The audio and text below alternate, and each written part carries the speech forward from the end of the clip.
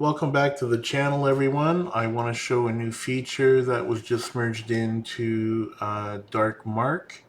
So first thing I'm going to do is make a backup of my data set here, and you'll see why in a second. So there's my backup.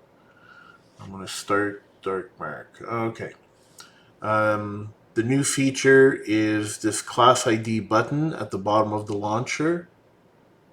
And that should bring up a window like this, which has all of your classes. This allows you to reorder classes. You can rename them, you can merge them, you can delete them, and you can add new items. So for example, if I want to say I want to merge the small gears and the medium gears, I'm going to say merge with medium gear over here.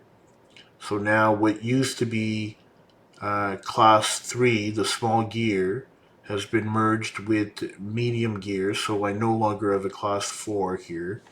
And now that this is no longer just medium gear, there you go. So I will now have one gear class number 3, so 0, 1, 2, 3. You can delete items as well. So if I say delete like this, now I have 0, 1, and 2. But let's not do that. So I'm going to keep the pin. So I've got red light, pin, center, and then I've got a gear class. So I'm going to hit apply. It's going to ask me to confirm. There you go. So everything has been modified. If I go ahead and load this project now, the two gears that previously existed have been merged together into a single gear class.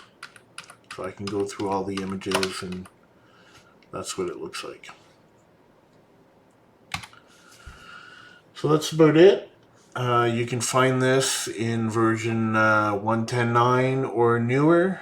And if you have any questions, as usual, come to the Darknet YOLO Discord, and I will try to help you out there. Thanks, everyone. Bye.